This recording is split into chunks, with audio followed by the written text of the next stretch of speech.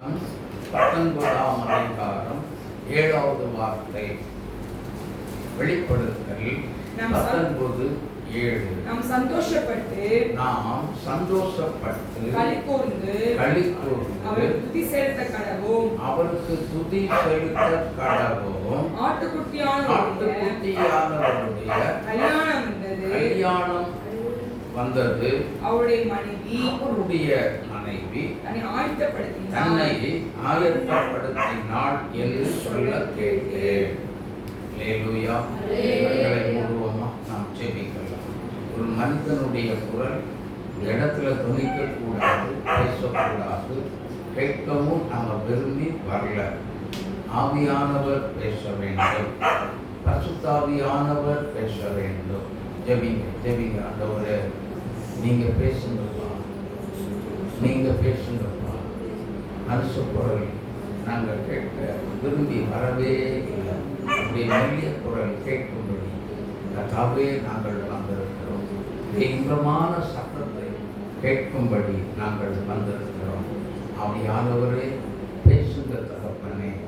வார்த்தையின் ரகசியம், ஆழம், மறைபொருள், புதைபொருள், வெளிப்படாத ரகசியங்கள் எல்லாவற்றையும் வந்திருக்கிற ஒவ்வொரு பிள்ளைகளுக்கும் பிரயோஜனமாக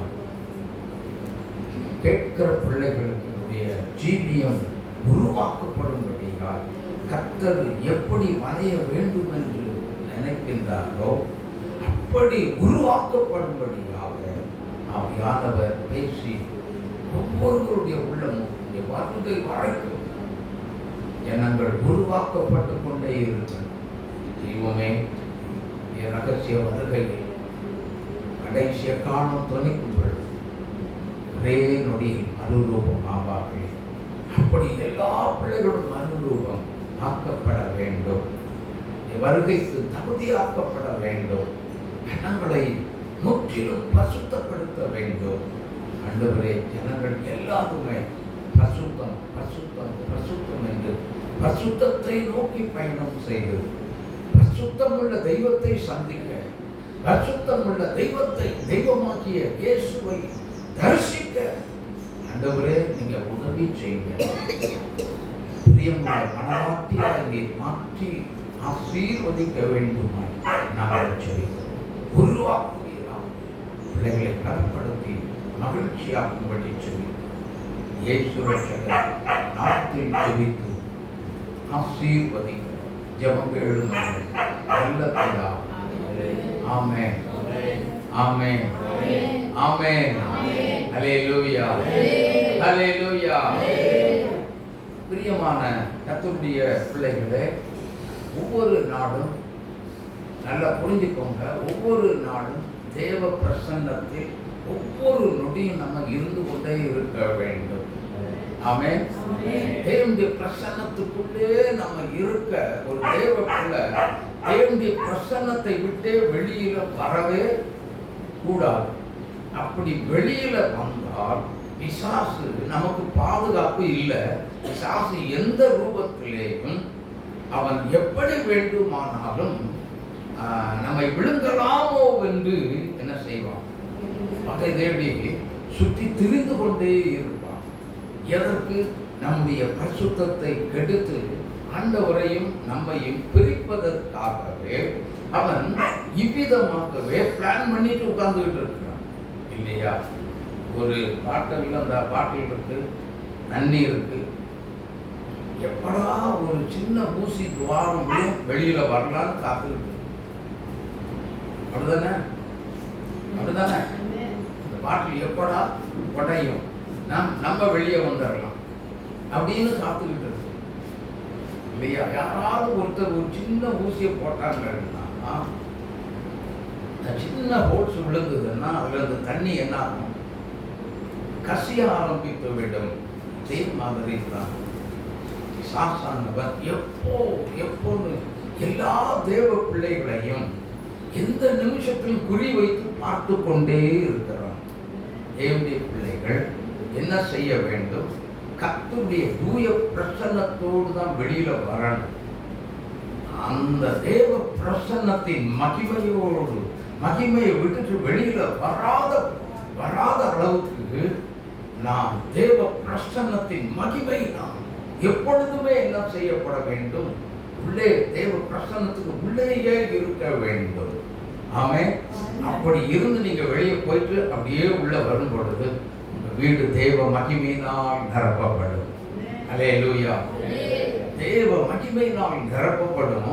ஆனா உங்க வீட்டுக்குள்ள இருக்கிற சத்துரு என்ன செய்வான்? இருப்பான்னு நினைக்கிறீங்களா? ஒரே ஓட்டமா ஓடி போயிருப்பான். ஆனா நம்ம என்ன செய்யறோம்? வெளியில உங்க வீட்டுல இருந்து போகும்போது தேவ பிரசன்னத்தோடு போறோம். ஆனா அந்த தேவ பிரசன்னத்தோடு யாருமே என்ன செய்யறது இல்லை, வர்றது இல்லை. ஏன்? வீட்டுக்குள்ள வரும்பொழுதே டென்ஷன் ஆகி வரோம். அப்படிதானே? கோபத்தோடு வருகிறோம், எரிச்சலோடு வருகிறோம். வேலை செய்து சரீர களைப்பு, வியாபாரம் செய்து சரீரத்தில் பயங்கர கலகினம். எதிர்க்க கண்டவங்களெல்லாம் பிடிச்சு கடிச்சுட்டு போறோம். யோசித்து பார்க்க, நம்முடைய ஆவிக்குரிய வாழ்க்கையில தேவன் விரும்புகிற மனவாட்டியா எப்படி இருக்க முடியும்? சொல்லுங்க, முடியுமா? ஆனபடியினால எப்பொழுதுமே ஆவியானவர் விரும்புகிற ஒரு காரியம் என்னவென்றால் தேவ பிரசன்னத்துக்குள்ளேயே இருந்து கொண்டே இருக்கணும். அவர் விரும்புகிறார். அப்படி அவருடைய விருப்பத்தை நிறைவேற்ற வேண்டுமே ஆனால் எப்பொழுதுமே துதித்து கொண்டே இருக்க வேண்டும். ஆமென். எப்பொழுதும் என்ன செய்யணுமா? துதித்து ஸ்தோத்திரம் பண்ணிக்கொண்டே இருக்க வேண்டும். துதி என்றால் ஆண்டவருக்கு நன்றி செலுத்துவது. அதாவது ஒருத்தர் உங்களுக்கு ஒரு பேனம் கொடுக்குறார் இல்லாத இடத்துல, உடனே என்ன சொல்லுவாங்க? தேங்க்ஸ் அப்படின்னு சொல்லுவீங்கல்ல.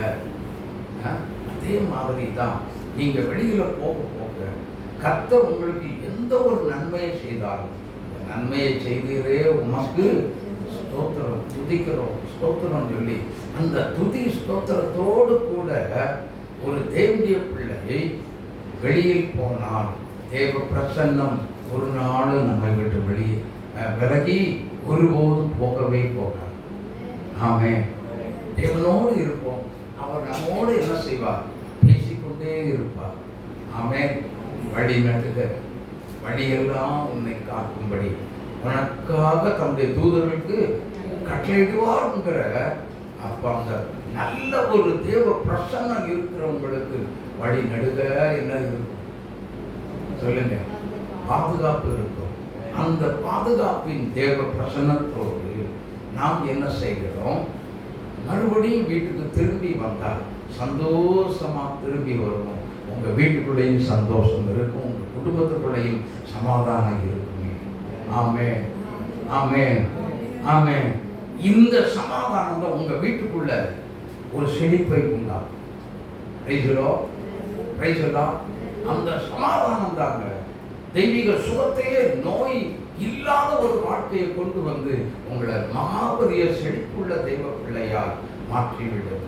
அல்லேலூயா, அல்லேலூயா. கரந்தட்டி இயேசுவை மகிமைப்படுத்துகிறார். அப்போ இத்தனை காரியம் நடக்கணும் அப்படின்னு சொல்லி சொன்னா நாம எப்பொழுதும் இயேசுவோடு அவர் நமக்குள்ள இருந்து கொண்டே இருக்க வேண்டும். அப்படின்னா என்னன்னா இயேசுவோடு உள்ள ஒரு தொடர்புல, நெருங்கிய ஒரு உறவுல, ஒரு ரிலேஷன்ஷிப்ல நாம் இருந்து கொண்டே இருக்க வேண்டும். ஒரு உறவா இருந்து கொண்டே இருக்க வேண்டும்.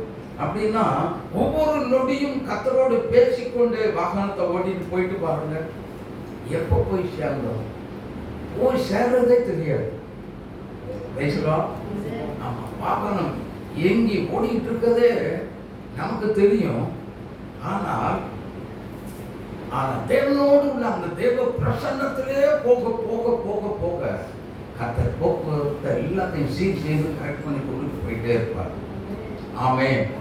ஒரு சின்ன விபத்து கூட வராதபடி, வண்டியில வாகனங்கள் சின்ன பஞ்சர் கூட வராதபடி கர்த்தர் தாங்கி ஏந்தி சுமந்து பாதுகாத்து தப்புவித்து வழி நடத்தி கொண்டு போய் சேர்க்கிற தேவன்.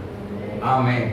அப்போ ஒரு மனவாட்டியா இருக்கிற திருச்சபை கர்த்தரோடு உள்ள ஒரு உறவில் முக்கியமா உறவை வளர்த்து வைத்திருக்க வேண்டும். அதுதானா?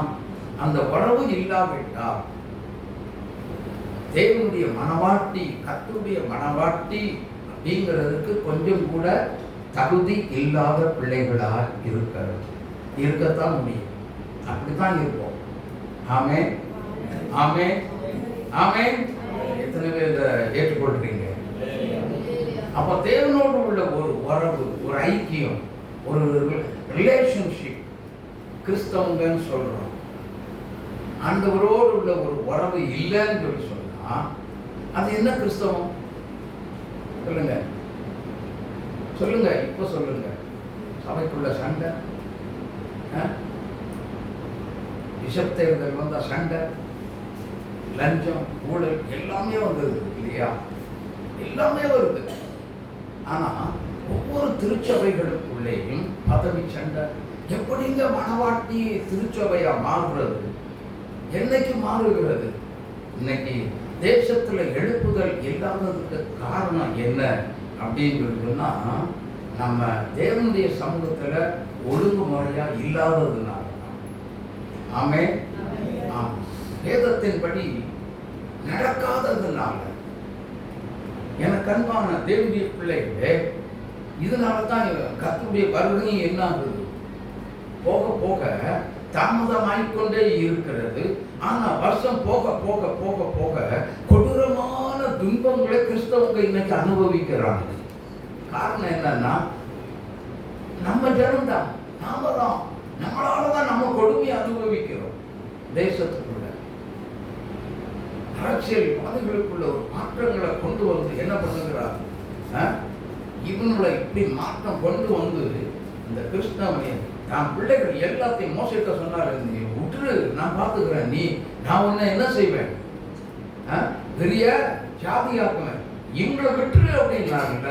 இன்னைக்கு கர்த்தருடைய கோபம் எங்க வருது அப்படின்னா, கர்த்தருடைய பிள்ளைகள் மேலதான் வருகிறது. ஏன் வருது? உணர்வில்லாத கிறிஸ்தவங்க. நான் கர்த்தருக்கு ஏற்ற ஒரு மனவாட்டி, என் தேவன் மனவாளன், அவர் எனக்கு ஒரு மனவாட்டி அப்படிங்கிற உணர்வே யாருக்கிட்ட இல்லை, எந்த ஒரு திருச்சபையும் இல்லை இன்றைக்கு. அதனால தான் எழுப்புதல் தாமதம். ஆமென். ஆனா ஒரு பக்கம் எழுப்புதல் இருக்குது, நல்லா புரிஞ்சுக்கோங்க. ஒரு பக்கம் எழுப்புதல் இருந்தாலும் அந்தந்த இடங்கள்ல எதிர்ப்பும் இருக்கிறது, எழுப்புதலும் வந்து விட்டது. ஆனா அந்த ஜனங்கள் அப்படியே கர்த்தர் என்ன செய்கிறார்? இதுவரைக்கும் காத்துக்கொண்டு வழி நடத்தி தான் வந்து கொண்டிருக்கிறார். அல்லேலூயா, அல்லேலூயா. அப்போ இதெல்லாம் இல்லாததுக்கு காரணம் என்னன்னா, ஆண்டவர் ஒரு மனவாட்டி நடத்தில் எதிர்பார்த்த குணாதிசயங்கள் இல்லை. என்ன குணாதிசயம்? நம்முடைய பையனுக்கோ ஒரு மகளுக்கோ ஒரு வரன் பார்க்கிறோம் அப்படின்னு சொல்லி சொன்னா, அழகா இருக்கிற பையன் வேணும், அழகு இருந்தா போதுமா? என்ன செய்வோம்? குணாதிசயத்தை தான் முக்கியம் பார்ப்போம். இதே மாதிரி தான் தேவனாகிய அந்த பையனை குறித்து ரொம்ப உஷார். இதே போலத்தான் கர்த்தரும் நம்மில் எதிர்பார்க்கிறார். ஆமென், ஆமென். ஆண்டவரும் நம்மிடத்தில் எதிர்பார்க்கிறது என்ன? என்ன குணாதிசயம்? எனக்கு ஏற்ற மனவாட்டியா இவன் இருப்பானா இல்லையா அப்படிங்கிறது தான் கர்த்தர் எதிர்பார்க்கிறார். அல்லேலூயா, அல்லேலூயா. எனக்கு அன்பான தேவனுடைய பிள்ளைகளே, அப்போ தேவன் விரும்புகிற ஒரு மனவாட்டி எப்படி இருக்கணும்? எந்த விதமா இருக்கணும்? ஒரே ஒரு வசனத்தை வாசிக்க கேட்போம். ரோமர் 12ஆம் அதிகாரம் 3வது வசனத்தை வாசிக்க. ரோமர்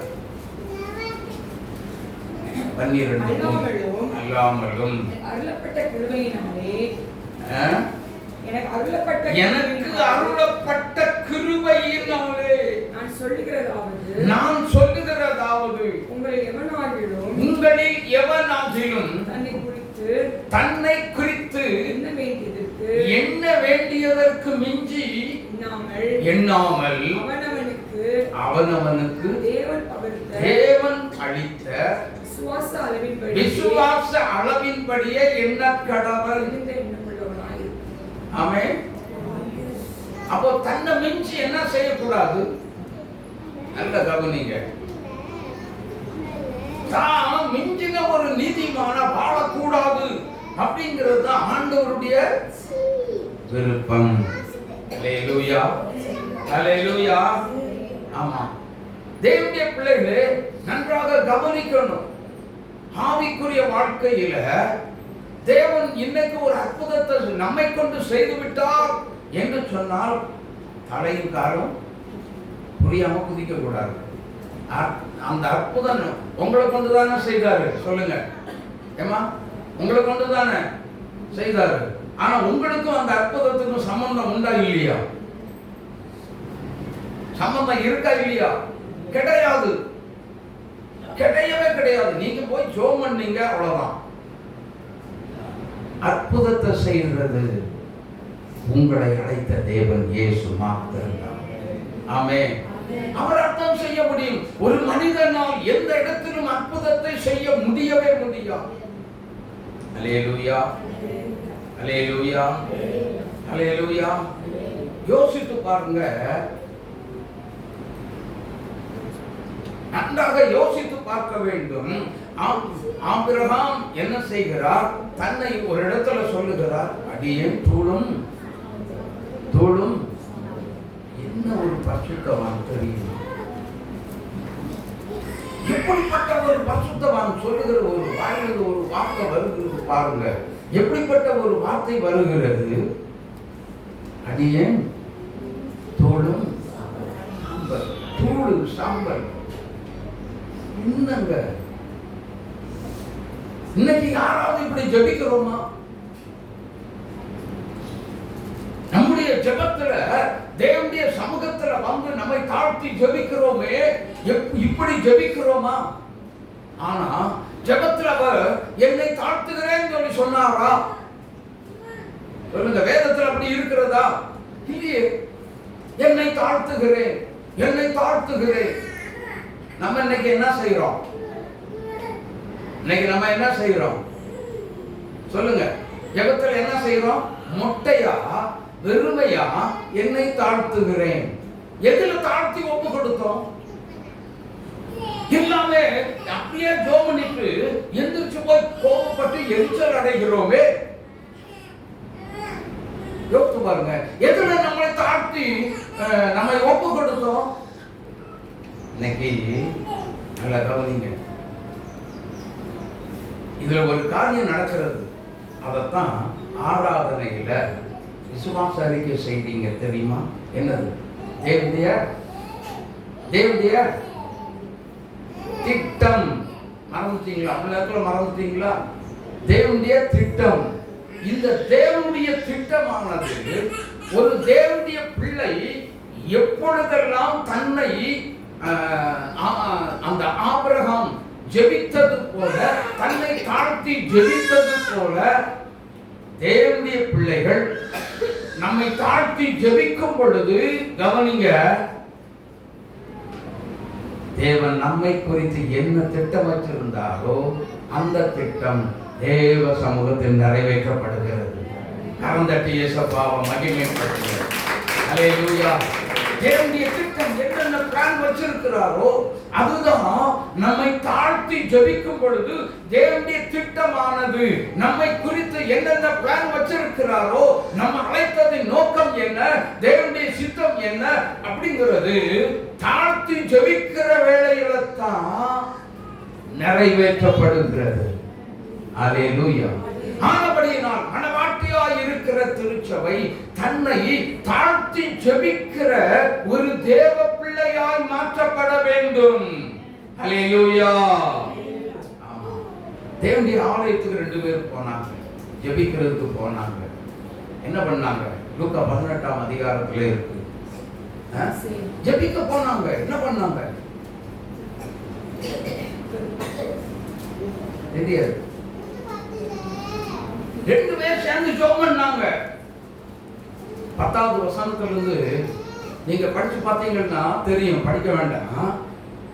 ஆனா ஒருத்தன் போய் சொல்லுகிறான், எப்படி ஜெபிக்கிறான், ஆண்டவரே நான் பரிகாரர், நான் அநியாயக்காரர், எல்லா காரரையும் பிடிச்சி உள்ள போட்டான். உள்ள போட்டு அவன் ஜெபிக்கிறான். அந்த காரர் இந்த காரர் எல்லாம் வந்த காரர் எல்லா காரரையும் பிடிச்சி உள்ள போட்டு இழுத்து போட்டு என்ன பண்ணா, யோமனிட்டு அவங்கள மாதிரி நான் இல்ல, இந்த ஆயக்காரனை போல நானும் இராததினால் உண்மை. அவன் பொய் சொல்லியா ஜோமன்னா சொல்லுங்க? அவன் பொய் சொல்லி ஜோமன்னானா உண்மையை சொல்லி ஜோமன்னானா?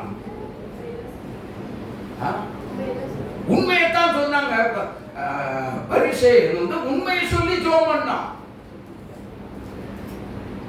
ஆனால் உண்மையை சொல்லி ஜெபித்தாலும் தேவனுடைய சமூகத்தில் அவன் அந்த பரிசேயனால் ஏறெடுக்கப்பட்ட ஜெபமானது கர்த்தருக்கு முன்பதாக அருவருக்கப்பட்ட ஒரு ஜெபம். ஆமென், ஆமென். ஆனா ஆயக்காரன் அப்படி ஜெபிக்கல. 13வது வசனம் ஆயக்காரன் தூரத்துல எங்க இவரு சர்ச்சுக்குள்ள போயிட்டாரு. ஆனா அவர் சர்ச்சுக்குள்ள போகாம வெளியிலே தூரத்திலே நின்று தன் கண்களையும் ஒரு ரகசியத்தை இன்னைக்கு தெரிஞ்சுக்கலாமா? ஏங்க வானத்துக்கு ஏறெடுக்க ஏங்க துணியல? ஏன் துணியல? இதெல்லாம் தெரிஞ்சிருந்தால் வேத வசனங்களை நிறுத்தி தெளிவுபடுத்தி நீங்க வாசித்து தியானம் செய்து படித்தால் அந்த வசனம் இப்பொழுது ஞாபகத்துக்கு வரும். ஆமென். வானம் அவருடைய சிங்காசனம், பூமி அவருடைய பாதபடி. அதனால்தான் அவர் சிங்காசனத்தில் வீற்றிருக்கிற மகத்துவம் நிறைந்த பரிசுத்தத்தில் பூரண பரிசுத்தராய் இருக்கிற இயேசுவை என்னால் பார்க்க முடியாது அப்படின்னு சொல்லித்தான் அவன் என்ன செய்கிறான்? வானத்துக்கு கண்களை ஏறெடுக்க துணியாம மார்பில் அடித்துக் கொண்டு தேவனே ஆவியாகிய என் மேல் கருணையாய் பாவத்தை அறிக்கை செய்யுங்க. யாராவது இருதயத்தில் அடிச்சு அழுகுறீங்களா? உணர்வே இங்க பாருங்க. இருதயத்தில் அடிச்சு நான் அழுதேன்னு சொல்லி சொன்னா என்னையா இருந்தாலும் இப்படி பைத்தியக்கார மாதிரி இருதயத்தில் அடிச்சு அழுதுகிட்டு ஜெபம் பண்ணிட்டு இருக்க. யோசித்து பாருங்க. மனவாட்டியா இருக்கிற திருச்சபை தேவனுக்கு முன்பதாக நிற்க தகுதி பெற வேண்டுமே. ஆனால் தன்னை தாழ்த்துகிற அனுபவம், அப்படிப்பட்ட ஒரு குணாதிசயங்கள் கர்த்தர் விரும்புகிற மனவாட்டிக்குள்ளே தேவை. இந்த குணாதிசயம் அவசியம் தேவை. அப்படிப்பட்ட குணாதிசயங்கள் இல்லாத மனவாட்டி கர்த்தருக்கு பிரியம் இல்லாத ஒரு மனவாட்டி. ஏனென்றால் தன்னை தாழ்த்தாதவங்க கிட்ட தேவன் பிரியமாய் இருக்க மாட்டார். அவங்க கிட்ட உள்ள என்ன இருக்கு அப்படின்னா பெருமை இருக்கிறது. அல்லேலூயா. நான் போனேன்னா அந்த ஊருக்குள்ள ஊழியத்துக்கு போனேன்னா விரல் நீட்டினா பிசாசெல்லாம் அலறி ஓடிச்சா இயேசுவை மறந்துடுவாங்க. நான் விரல் நீட்டினேன், அலறி அடிச்சு ஒரே ஓட்டமா ஓடி போச்சு. நீ விரல் நீட்டினோன்னு அது எப்படி ஓடும்? அப்போ உங்ககிட்ட என்ன இருக்கு? அதை யோசிக்க வேண்டாமா? கொஞ்சமாவது யோசிக்கணுங்க. ஒரு மனுஷன் விரல் நீட்டின உடனே பிசாசு ஓடுமா அல்லது வியாதி சுகமாகுமா? கொஞ்சமாவது யோசிக்கணும். அல்லேலூயா. சிலர் தொட்டு ஜோமன்னாலே சுகம் கிடைக்க மாட்டாங்க. வியாதி பிசாசு ஓடவே மாட்டாங்க. ஆனா கடல் நீட்ட உடனே பிசாசு குட்டிகரனை போட்டு ஓடிச்சுன்னு சொல்றாங்க. ஒன்ன சொல்றேன், அது விரல் உங்களை நீட்ட வச்சா விரலுக்குள்ளது கர்த்தருடைய மகிமை புறப்பட்டது. அந்த கர்த்தருடைய வல்லமை தான் அந்த பேய் பிசாசுகளை துரத்தி வியாதி உள்ள மக்களை சுகமாக்கியது. ஆமென். அது கர்த்தருடைய மகிமை. அல்லேலூயா. தேவனுடைய சமூகத்தில் ஒரு தேவனுடைய ஊழியக்காரர்களாக இருக்கட்டும் சரி, நல்ல ஒரு தீர்க்கதரிசிகளாக இருக்கட்டும் சரி, நல்ல ஒரு அப்போஸ்தலர்களாக இருக்கட்டும், மெய்ப்பர்களாய் போதகர்களாய் இருந்தாலும் சுவிசேஷகர்களாய் இருந்தாலும் சரி, கவலை இல்லைங்க. அவருக்கு தேவை ஊழியம். அவர் விரும்பின மாதிரி செய்யணும். ஆமென். கர்த்தர் விரும்பினதின்படி செய்ய வேண்டும். ஒரு விசுவாசி, நல்லா புரிந்து கொள்ளுங்க, ஒரு விசுவாசி தேவனுடைய பிள்ளை கர்த்தர் விரும்பினதின்படி திருச்சபையிலும் நடக்க வேண்டும், வெளியிலும் அப்படியே நடக்க வேண்டும். அதுதான் கர்த்தருக்கு பிரியமான மனவாழ்க்கை. அல்லேலூயா, அல்லேலூயா. எனக்கு அன்பான தேவனுடைய பிள்ளைகளே, கொஞ்சம் யோசித்து பாருங்க, கொஞ்சம் நினைச்சு பாருங்க. லூக்கா எழுதின சுவிசேஷம் 22ஆம் அதிகாரம் 26வது வசனத்தை வாசிங்க. உங்களுக்குள்ளே அப்படி இருக்க கூடாது. உங்களுக்குள்ளே, ஹலோ, இங்க பாருங்க. ஏன் இந்த வார்த்தையை கர்த்தர் சொல்றாருன்னா, ஏதோ கொஞ்சம் சத்தியத்தை கேட்டு கேட்டு கேட்டு கேட்டு இப்பதான் நீங்க கொஞ்சம் ஜெபத்துல என்ன செய்றீங்க, கட்டப்பட்டு எழும்பி வருகிறீங்க. இப்படிப்பட்ட ஒரு கேரக்டர் குணாதிசயங்கள், தவறான குணாதிசயங்கள் ஜெபிக்கிற உங்களை கொண்டு கர்த்தர் செய்ய போகிற காரியம் அற்புதமும் அடையாளமும். ஆனா உங்களை கொண்டே செய்ய போகிறார். ஆனால் கர்த்தர் சொல்லுகிற ஒரு காரியத்தை பாருங்க, உங்களுக்குள்ளே இப்படி பெருமையானவன் இருக்கவே கூடாது. அதானா, இப்படிப்பட்ட பெருமை பிடித்தவன் உங்களுக்குள்ளே, இந்த வார்த்தையை கேட்கிற நமக்குள்ளே இந்த பெருமை ஆவி வரக்கூடாது.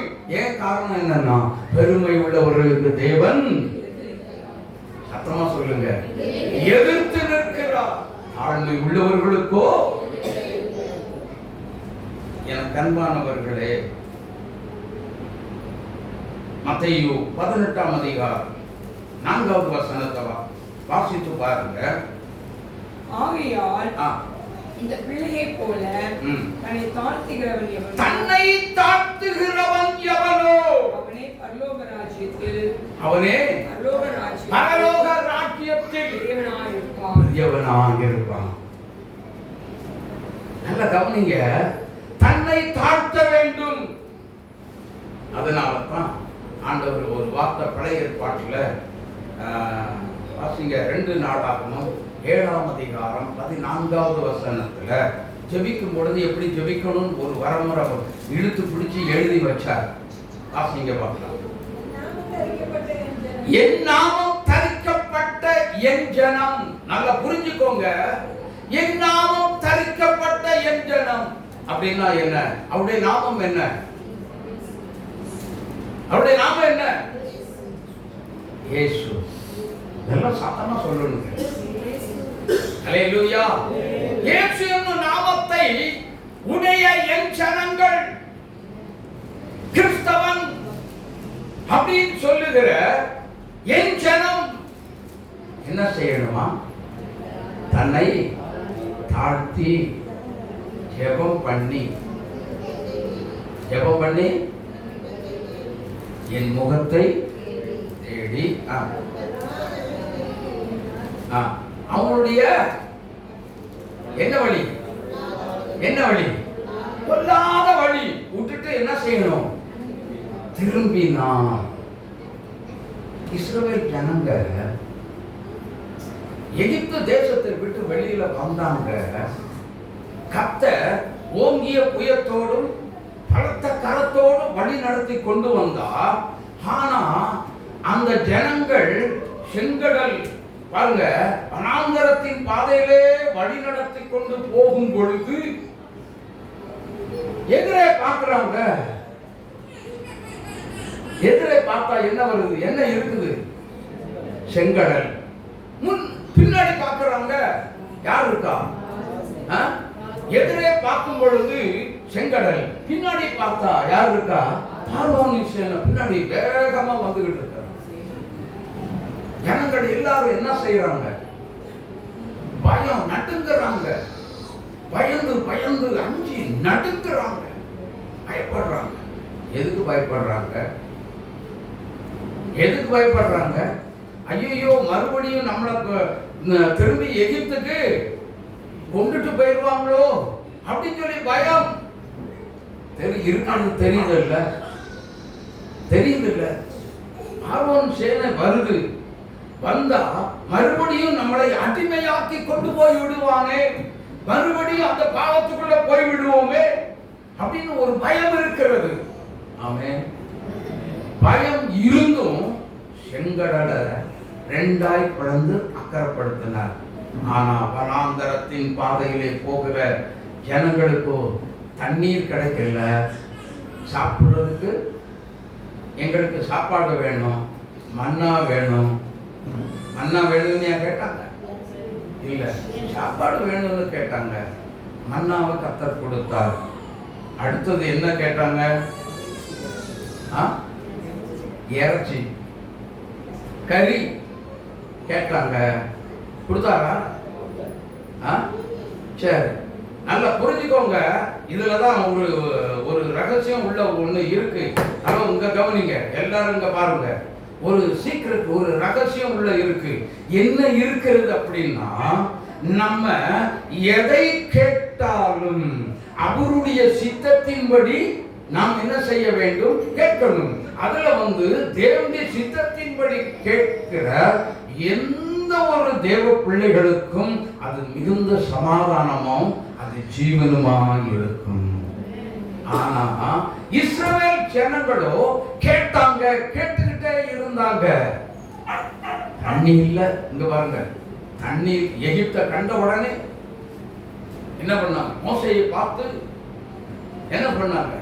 முறுமுறுத்தாங்க. இங்கிலீஷ் பைபிள்ல நீங்க படிச்சு பார்த்தீங்கன்னா they are fighting against Moses. தெளிவா இருக்கு.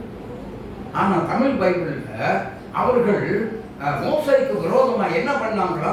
முறுமுறுத்தார்கள் அப்படின்னு தான் மறைமுகமா எழுதி வச்சிருக்காங்க. அப்ப சண்டை போடுறாங்க, ஃபைட் பண்றாங்க. எதற்கு? இஸ்ரவேல் பாவத்தின் அடிமைத்தனத்தை விட்டு நீ வெளியில வந்ததுக்கு அப்புறம் நீ முறுமுறுக்கலாமா? நீ சண்டை போடலாமா? உன்னை வழி நடத்துகிற போதகர் மேல அல்லது ஆசாரியன் மேல நீ கோபப்படலாமா? எரிச்சல் அடையலாமா? அவனை எதிர்த்து திருப்பி பேசலாமா? கர்த்தர் பார்த்தார், இந்த ஜனங்களை திருத்தவே முடியாது. இது வணங்கா கழுத்துள்ள ஜனம்.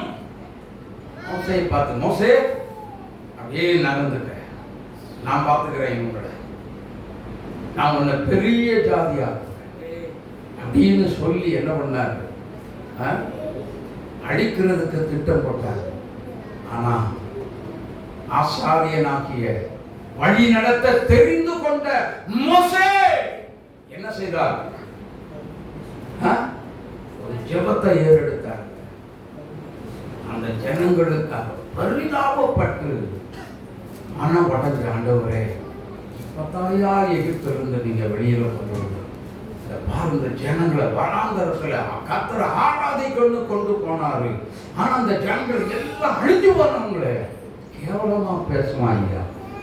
தயவு செய்து எனக்காக நீங்க என்ன செய்யுங்க, இந்த ஜனங்களை விட்டுருங்க, அடிக்காதீங்க, இந்த ஜனங்களை அடிக்காதீங்கன்னு போராடினாங்க. ஹல்லேலூயா. எகிப்துல 10 வாதம் செய்யும் பொழுது, தண்ணீர்ல கோலால அடிக்கும் பொழுது நதி ரத்தமா மாறிச்சு. ஏன் நான் அடிச்ச ரத்தமா மாறிட்டு? மோசே குதிக்கல, பெருமைப்படல. அதனால தான் சொல்றார், மோசே என் வீட்டில் எங்கும் உண்மை உள்ளவன். யோசித்து ஒரு செத்து போன ஒருத்தன் உயிரோடு எழுப்புனா போதும், அடுத்த நிமிஷமே நமக்கு தலை புரியாது, காலம் புரியாது. செத்து போன உயிரோடு எழுப்புனா வேணும்னா உயிரை கொடுத்தது ஏசுனாது. அந்த பாடிக்குள்ள, செத்து போன பாடிக்குள்ள உயிரை கொண்டு வந்தது ஏசுனாது. நாங்க யாரும் மார்பு தட்டி என்ன செஞ்சிடாதீங்க, தயவு செய்து பேசிடாதீங்க. ஏனென்றால் இந்த வரும் நாட்களில், நல்லா புரிஞ்சுக்கோங்க, கவனிங்க இந்த வார்த்தையை, வரும் நாட்களில் இந்த திருச்சபையில் நிறைய வர கிருபை வரங்களை கொடுத்து, வல்லமையை தந்து, அதிகாரங்களை கொடுத்து, சிலருக்கு அற்புதங்களை செய்கிற சக்தியை கொடுத்து என்ன செய்ய போகிறார் தெரியுமா? வெளியில் எடுத்து கொண்டு போய் பயன்படுத்த போகிறார். அப்போ செத்து போனவங்களெல்லாம் நீங்க உயிரோடு உங்களால எழுப்ப முடியும், எழுப்புவீங்க. ஆனா நான் போய் ஜெபம் பண்ணேன், உயிரோடு எழுப்பிட்டேன் மட்டும் தயவு செய்து சொல்லாதீங்க. அது தேவன் விரும்பாத, வெறுக்கிற, அருவருப்பான ஒரு பாவம். இந்த பாவத்தை மனவாட்டி என்ன செய்யக்கூடாது சொல்லுங்க? மனவாட்டியா இருக்கிற திருச்சபை, மனவாட்டி யாருன்னா திருச்சபை. திருச்சபை என்ன செய்யக்கூடாது? பாவம் செய்யவே கூடாது, பரிசுத்தமாக இருக்க வேண்டும். அதனாலதான் கொரிந்தியரின் புஸ்தகத்துல தெளிவாக எழுதி வச்சிருக்கு. 1 கொரிந்தியர் 3ஆம் அதிகாரம் 16-17 வசனங்கள் படிச்சு பாருங்க, தெரியும். நீங்கள் தேவனுடைய ஆலயமா இருக்கிறீர்கள் என்றும் தேவனுடைய ஆவி உங்களில் வாசமா இருக்கிறார் என்றும் அறியாதிருக்கிறீர்களா? ஒருவன் தேவனுடைய ஆலயத்தை கெடுத்தார், அவனை என்ன செய்வாராம்? தேவன் என்ன செய்வார்? ஹலோ, அற்புதம் நடந்துருச்சு அப்படி இப்படின்னு சொல்லி அவன் ஜீவியத்தை இழந்து போயிடாத. உனக்குள்ள ரட்சிப்பை கொடுத்து தன்னை அழைத்த தேவாதி தேவனாகிய கர்த்தரை குறித்து பயம் இல்லாதபடி, ஏன்னா அப்படி நடந்தது இப்படி நடந்ததுன்னு சொல்லி நம்முடைய அழைப்பை இழந்து விடக் கூடாது. நம்மை பாவத்தை மன்னித்த நம்முடைய ரட்சகரையும் நாம் இழந்து விடவே கூடாது. தேவ பிரசன்னத்தை இழந்து விடுகிறோம். ஒரே நொடிதான் தேவ பிரசன்னம் நம்மை விட்டு என்ன செய்யும்? விலகியது. அதுக்கு ஒரு எக்ஸாம்பிள் சொல்றேன். உதாரணம் எங்க இருந்து வரணும்? வேதத்துக்குள்ள இருந்து தான் வரணும். சிம்சோன் என்ன பண்ணான்? நியாயாதிபதிகளின் புஸ்தகத்தில் இருக்கு. சிம்சோன் என்ன செய்தான்? நசரேய விரதம் பெற்றவன், ஜடைகள் எல்லாம் வளர்த்தவன், தலையில சபரகன், கத்தி, பகலாகாது என்ற ஒரு உடன்படிக்கையும் இருக்கிறது. அப்படிப்பட்ட ஒரு உடன்படிக்கையை பெற்றவன் தான் யாரு? சிம்சோன். ஆனா கடைசி நிமிஷத்துல அவனுடைய, நல்ல கவனிங்க, கடைசி நிமிஷத்துல அவனுடைய தலையில தூக்கத்தை வர வச்சு அவனுடைய தலையெல்லாம் என்னாச்சு?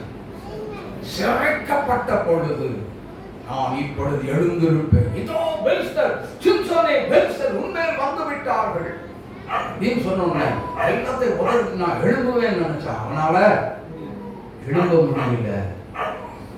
இதுவரைக்கும் அவனால் எழும்ப முடிந்தது. உடன்படிக்கை மீறாதே, உன் அழைப்பை விட்டு நீ வெளியிலே வராதே, தேவனுடைய மகிமையின் தேவ பிரசன்னத்தை விட்டு தேவ பிள்ளைகள் வெளியில் வரக்கூடாது. அப்படி விலகினான். தேவனுடைய பிரசன்னம் ஒரே நொடியில் சிம்சோனை விட்டு எடுக்கப்பட்டது போல உன்னை விட்டும் எடுக்கப்பட்டு போய்விடும். ஆமென், ஆமென். இது ஏன் சொல்றார் அப்படின்னா, இந்த இயேசுராஜா தேவாலயத்தில் இருக்கக்கூடிய அத்தனை பிள்ளைகளுக்குள்ளேயும் கிருபையும் வரங்களும் கர்த்தர் கொடுத்து உங்களை வெளியில பயன்படுத்த போகிறார். எப்போ? வரப்போகிற புதிய ஆண்டுல இப்படிப்பட்ட காரியங்களை என் தேவன் கட்டாயம் செய்ய போகிறார். ஆமென். அதுக்கு எத்தனை பேர் ரெடியா இருக்கீங்க? ஆயத்தமா? நல்ல கை தூக்குங்க. சும்மா இப்படி விஷ் பண்ற மாதிரிலாம் கை தூக்காதீங்க, நல்ல கை தூக்குங்க. எஸ், அல்லேலூயா. அப்போ எல்லாரும் விரும்பி இந்த காரியத்தை நாம் செய்ய போகணும் நம்ம நினைக்கிறோம், கர்த்தர் என்னை பயன்படுத்தணும் நினைக்கிறோம். ஆனா உலகத்தையும் அதனுடைய மகிமையையும் நாம் விட்டு கொடுக்க ஆயத்தமா? விட்டு கொடுக்க ஆயத்தமா? அப்படின்னா அதை விட்டுட்டோம் அப்படின்னு சொல்லி சொன்னா உலகமும் உலகத்தின் அதிபதியும் உலகத்துக்குள்ள கிரியை செய்கிற அவனுடைய பொல்லாத பிசாசாகிய அதிபதியும் நம்மகிட்ட வரவே மாட்டான். அவன்கிட்ட சொல்லுவோம் அவனுக்கு என்னிடத்தில் ஒன்றுமே இல்லை. அல்லேலூயா, அல்லேலூயா. என் ஜனங்கள் தங்களை தாழ்த்தி தங்களை பொல்லாத வழியை விட்டு என்ன செய்யணும் சொல்லுங்க. உங்கள்கிட்ட பொல்லாப்பு இருக்க சொல்லுங்க. பொல்லாத காரியம் நம்மகிட்ட இருக்குல்ல, அது இருக்க கூடாது. அதை தூக்கி தூர போடுங்க. ஆமென், ஆமென். எனக்கு அன்பான தேவனுடைய பிள்ளைகளே, பொல்லாத காரியம், பொல்லாததுன்னா பொல்லாத மனுஷன் அப்படின்னு சொல்லி ஒரு பேர் வந்துடும். கிறிஸ்தவன்ற பேர் வராது, இவன் ஒரு தேவனுடைய பிள்ளைங்கிற பேர் வராது, இவன் ஒரு பொல்லாத மனிதன். இவன் யாரு?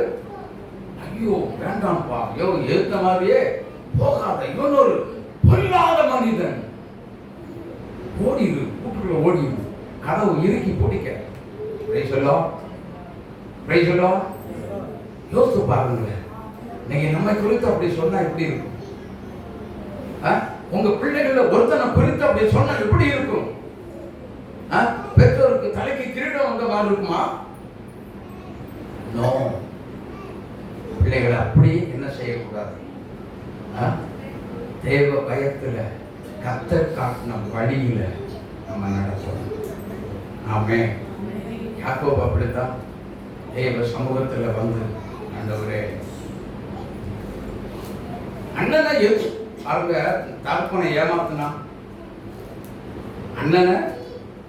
அண்ணனுடைய காரியத்தை வஞ்சித்து அதாவது ஏமாத்தி எடுத்துக்கிட்டான். அண்ணன் எதிர்பட்டு வருகிறான் அப்படின்னு கேள்விப்பட்ட உடனே இவர் என்ன பண்றார்? கொஞ்சம் நிறைய காரியங்கள் அனுப்புறார். முன்னாடியே கிஃப்ட் அனுப்புறார். 400 பேரோட உன்னை எதிர்பார்த்து வர்ற, உனக்கு எதிர்கொண்டு வர்றான்ப்பா. ஆனா கிஃப்ட் அவன் இது எனக்கு சொன்னான்ல, ஏசா சொன்னானா? சொல்லுங்க, இது எனக்கு என்னத்திற்கு, இது ஏன் எனக்கு அனுப்புற சொன்னானா? கிஃப்ட் அவன் எதிர்பார்க்கல, கிஃப்ட் அவன் எதிரே பார்க்கல. அப்போ கிஃப்டை எதிர்பார்க்காதவன் ஒரே நோக்கம் என்ன செய்ய வேண்டும்? யாக்கோபை கொலை செய்ய வேண்டும். இந்த ஒரு வெறியில வர்றான். ஆனா யாக்கோபோ பிந்தி தனித்திருந்தான். அல்லேலூயா. யாக்கோபு என்ன பண்ணான்? பிந்தி தனித்திருந்தான். அந்த பிந்தி தனித்திருந்த ஒரு இடத்துல ராத்திரியில ஒரு மனுஷன் அவனோடு வசனத்தை சொல்லி படிமா. யாக்கோபு 32ஆம் அதிகாரம் 24வது வசனத்தை படிங்க. யாக்கோபு பிந்தி தனித்திருந்தான். யாக்கோபு பிந்தி தனித்திருந்தான். அப்பொழுது ஒரு புருஷன் பொழுது விடியும் அளவும் அவனுடனே போராடி அவனை மேற்கொள்ள முடியல. மேற்கொள்ளாததை கண்டு அவனுடைய தொடை தந்தை தொட்டான். அதனால் உடனே போராடுகையில் யாக்கோபின் தொடை சந்து சுருக்கிற்று. யாக்கோபினுடைய தொடை சந்து என்னாச்சு? சுருக்கிட்டு. இப்ப எப்படி நடக்கிறார்? நொண்டி நொண்டி நடக்கிறார். ஆமென், ஆமென். பாருங்க, அதுல இன்னொரு காரியம் வந்துச்சு. கீழே அவர் சொல்றாரு, உன் பேர் என்னப்பா? யாக்கோபு. உன் பேரு என்ன? யாக்கோபுன்னா இனி உன் பேர் யாக்கோபுங்கிறது சரியில்லை. ஹலோ, உன் பேர் யாக்கோபுங்கிறது சரியில்லை. உன் பேர் பொல்லாத மனுஷங்கிறது சரியில்லை. இவன் பொய்யன் அப்படிங்கிறது சரியில்லை. இவன் களவாணி திருடன் அப்படிங்கிறது சரியில்லை. கர்த்தர் பெயரை மாற்ற விரும்புகிறார். ஆமென். வஞ்சகன், எத்தன், ஏமாற்றுகிறவன் அப்படிங்கிறது யாக்கோபே இது உனக்கு சரியில்லை. உன் பேர் மாற்றப்படணும். அதனால சொல்றாரு, இனி உன் பேர் என்னது? யாக்கோபா எண்ணப்படாமல் இஸ்ரவேல் எண்ணப்படும். இதுலயும் ஒரு ரகசியம் என்னன்னு கேட்டீங்கன்னா, பெயர், அதாவது ஏசாவினுடைய கண்ணுக்கு அவன் இந்த யாக்கோபு யாக்கோபா தெரியாம இஸ்ரவேலாய் ஆசீர்வதிக்கப்பட்டவனாய் தெரிந்ததுனால என் சகோதரனே அப்படின்னு ஓடி போய் என்ன பண்ணா, கட்டி பிடிச்சு முத்தம் கொடுத்து அழுதாங்க அண்ணனும் தம்பியும். பெயர் மறுரூபமாக்கப்பட வேண்டும். பெயர் அளவில் மறுரூபம் உண்டாகணும். உனக்குள்ள ஒரு மறுரூபம் உலக பிரகாரமாக எத்தனா இருக்கக்கூடிய வாழ்க்கையில உனக்குள்ள ஒரு மறுரூபம் வரணும். பொய்யனா இருக்கக்கூடிய உன் வாழ்க்கையில ஒரு மறுரூபம் உண்டாகணும். கோபப்படுகிற உன்னுடைய வாழ்க்கையில ஒரு மறுரூபம் உண்டாகணும். ஏமாற்றுக்காரனாய் இருக்கக்கூடிய உன்னுடைய வாழ்க்கையில ஒரு மறுரூபம் உண்டாகணும். நீ மறுரூபம் ஆக்கப்படாவிட்டால் சொந்த சகோதரனை எதிர்கொள்ள உன்னால முடியாது. அல்லேலூயா, அல்லேலூயா. ஓடி போனா பார்த்தவன ஐயோ என் தம்பின்னு சொல்லி ஓடி போய் பேச என்ன பண்ணா, இவனா யாக்கோபா இந்த இஸ்ரவேலா என்ன பண்றான்? ஆமா, யாக்கோபா போகல, இஸ்ரவேலா போனதுனால கர்த்தர் அவனுக்கு முன்னாடி போனா. ஹalleluya, ஹalleluya. நீ மறுரூபமாக்கப்பட்ட தேவ பிள்ளையாய் நீ கடந்து போவாயானால் கர்த்தர் உனக்கு முன்னாடி போவா. உனக்கு எதிரே வருகிற தீங்கான அத்தனை காரியங்களையும் கர்த்தர் முறியடித்து என்ன செய்வா? உன்னை விடுதலை செய்வா, உன்னை காப்பா, உன்னை காத்துக் கொள்வா. உனக்கு ஒரு மோசமும் வராது, எந்த ஒரு சேதமும் வராம கர்த்தர் காத்துக் கொள்வா. ஹalleluya, ஹalleluya. உன்னோடு கூட இருந்து உன்னை பாதுகாக்கும்படி கர்த்தர் உன்னோடு கூட வருவார். தேவன் வழிகள் எல்லாம் உன்னை காக்கும்படி உனக்காக தம்முடைய தூதர்களுக்கு கட்டளையிடுவார் என்று சொன்னார். தேவ பிள்ளையே, நீ மறுரூபம் அடைய வேண்டும். ஓ, தேவன் விரும்புகிற வெறுக்கிற காரியத்தை நீ மறுரூபம் அடைந்தே ஆக வேண்டும். யாக்கோபை போல நீ தனிமையில் விடிய விடிய நீ தேவ சமூகத்தில் நீ போராடி ஜெபிக்கும் பொழுது, என் ஜனமோ தங்களை தாழ்த்தி ஜெபிக்கும் பொழுது, எல்லா வழியை விட்டுட்டு நீ வெளியில வரும் பொழுது கர்த்தர் உண்மையில் மனம் இறங்குவார், உண்மையில் பிரியம்படுவா. ஹalleluya, ஹalleluya. உண்மையில் பிரியம் வச்சுதான் என் மனவாட்டியாக இருக்கிற திருச்சபையை யாரும் சேதப்படுத்த கூடாதபடிக்கு என்ன செய்வா தெரியுமா? வாசிங்க, அதை காக்கிறதுக்கு ஒரு வேலை செய்கிறார். ஏசாயா 27ஆம் அதிகாரம் 3வது வசனத்தை வாசிக்கிறேன். அதை காப்பாற்றி அடிக்கடி அதற்கு தண்ணீர் பாய்ச்சி ஒருவரும் அதை சேதப்படுத்தாதபடிக்கு அதை இரவும் பகலும் காத்துக் கொள்வேன். எப்படி காக்குறாரா? நீ மனம் திரும்பினா நல்ல ஒரு பாதுகாப்பு உனக்காக காத்திருக்கிற. கர்த்தர் வெறுக்கிற வழியை விட்டுட்டு வெளியில வந்தால் தேவன் உனக்கு ஒரு பாதுகாப்பு வைத்திருக்கிறார். அல்லேலூயா, அல்லேலூயா. அப்படிதானா? அப்படி சொல்லோ யோசித்து பாருங்க. கர்த்தர் காக்கிறது. யோபு 1:10 வாசித்து பாருங்க. அங்கே வேதம் சொல்லுகிறது, யோபுக்கு உண்டான எல்லாவற்றையும் சுற்றிலும் பிசாசு சொல்றான், எவ்வளவு தெளிவா சொல்றான்னு பாருங்க. நீர் அவனையும் அவன் வீட்டையும் அவனுக்கு உண்டான எல்லாவற்றையும் சுற்றி பிரியமாகிறது. ஹலோ, கர்த்தருக்கு முன்பதாக தகுதி உள்ள ஒரு மனவாட்டியாக உன்னை சுற்றிலும் வேலி அடைத்து, வசனம் என்னும் வேலி அடைத்து கர்த்தர் காக்க உன்னை உண்மையிலே அக்கறை உள்ளவராய் பிரியமுள்ள தேவனாய் கர்த்தர் இறங்கி வந்திருக்கிறார். கரந்த பிஎஸ்அப்பாவை மகிமைப்படுத்துவது. கண்டுன்னை அழைத்தவர் கரமதை பார், அவர் கைவிடா திருப்பார். கண்டுன்னை அழைத்தவர் கரமதை பார், அவர் கைவிடா திருப்பார். ஆண்டுகள் தோறும் உனக்கவர் அளித்த ஆசீர்களை எண்ணிப்பார். கைகள் பாடுங்கள்.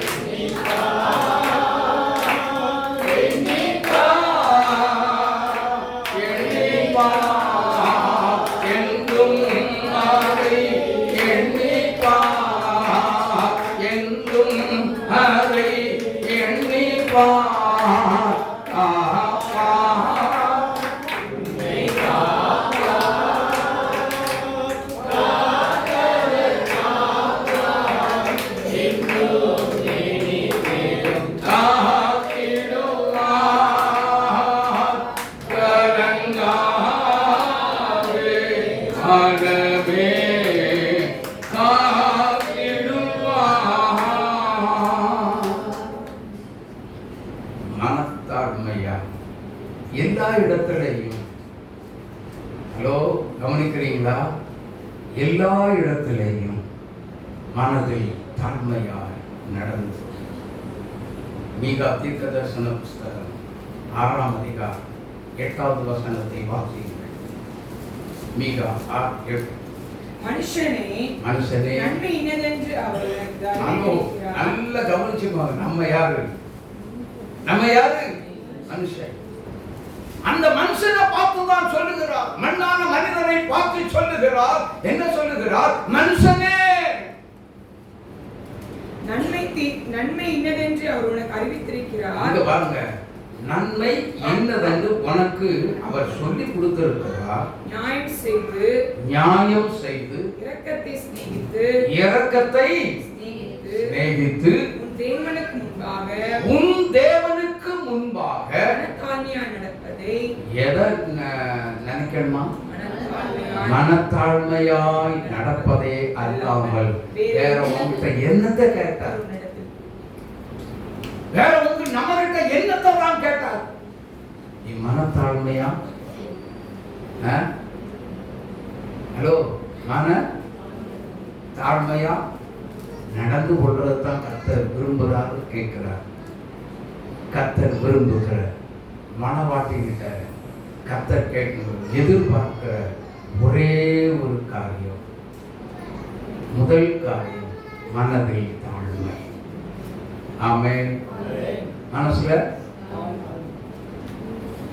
அதனால வீட்டுக்கு போய் ஆண்டவரே தாழ்த்துறேன் அப்படின்னு சொல்லி அடிக்கடி அந்த வார்த்தையே சொல்லாதீங்க.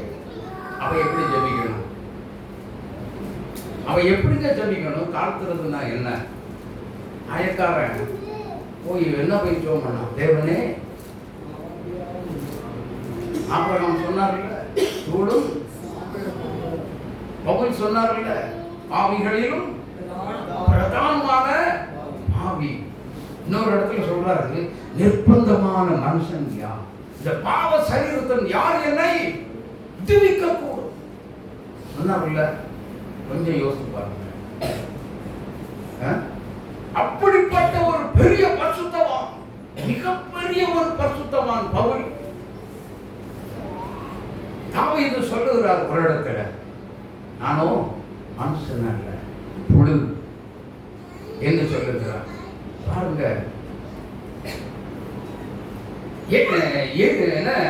எலியா ஜெபிக்கிறார். எல்லா மனிதனை காட்டிலும் நான் நல்லவன் அல்ல. பார்த்துறாங்க. வலது வாசத்தில் இருந்த கள்ளன் சொல்றான். என்ன சொல்றான்? உன்னுடைய ராஜ்யத்தில் அடியே பார்த்துக்கிறாங்க. அடியே என்னைக்கா சொல்லியிருக்கோமா? மொட்டையா என்ன சொல்லுவோம்? தாழ்த்துறேன். என்னத்துல? ஆனா செய்யறது பூரா அக்கிரமும் அயோக்கியத்தனம். தாழ்த்துறாங்க. ஜெபத்தில் தாழ்த்துறேன் மட்டும் சொல்லி முடிச்சுட்டு தாழ்மை இல்லையே. மற்றவங்க பார்த்து உன்னை பார்த்து தாழ்மையா இருக்கிறான்னு சொல்லி சொல்லணும் இல்ல. தாழ்மை இல்லையே. தாழ்த்துறேன் சொல்லி ஏசுனாதர ஜெபத்தில் ஏமாற்ற போகாதீங்க. குணாதிசயத்தை தாழ்த்துங்க. ஆமென். உங்க கேரக்டர் கெட்டு போன குணாதிசயங்கள் எனக்கு இது வேண்டாம். என்னால இது அவமானம் எனக்கு வருது, உங்களுக்கு அவமானம், எனக்கும் அவமானம் வேண்டாம். எனக்கு இந்த கேரக்டர் ப்ளீஸ் தயவு செய்து என்னை விட்டு அதை எடுத்துக்கொள்ளுங்க. என்னால என்ன செய்ய முடியல, என்ன நான் விடணும்னு நினைக்கிறேன், என்னால முடியல, தயவு செய்து எனக்கு உதவி செய்யும் சொல்லி கேளு. ஆண்டவர் போராடி கேட்க உதவி செய்வார். ஆமென். கண்டிப்பா செய்வார், கட்டாயம் செய்வார்.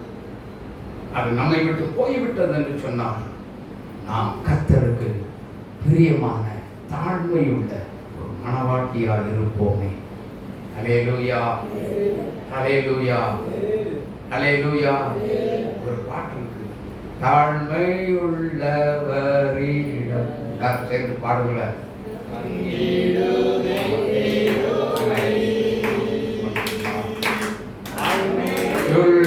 உள்ளவரிடம் அங்கிடுதே கிருபை வாழ்நாளெல்லாம் அது போதுமே. சுகமுடன் நெம்பலமுடன் வாழ்நாளெல்லாம் சுகமுடன் தங்கமுடன் சேவை செய்ய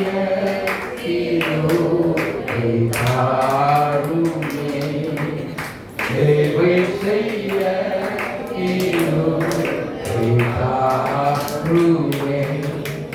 தம் கிருபை பெரிதோ எம் ஜீவனிலும் அதே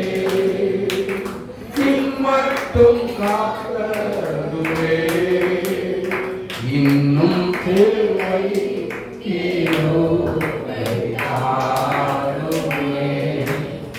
இன்னும் தேவை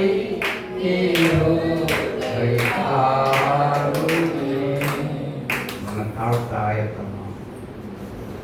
உன் குணாதிசயம் எனக்கு வேண்டாம், என்னை கரைப்படுத்துகிற குணாதிசயம் எனக்கு வேண்டாம். நல்ல புரிந்து கொள்ளுங்க. கடைசியாக தாழ்மையில ஒரே ஒரு வசனத்தை சொல்லி அடுத்த காரியத்துக்கு கொஞ்சம் போலான்னு நினைக்கிறேன். தாழ்மை அதை ஒழிப்பதற்காக கர்த்தர் திருச்சபைக்காக என்ன செய்தார்? எபேசியர் 5ஆம் அதிகாரம் 27வது வசனத்தை வாசிக்க கேட்போம். கரைத்தரை முதலானவைகள் கொஞ்சம் ஸ்பீடா படிக்கணும்.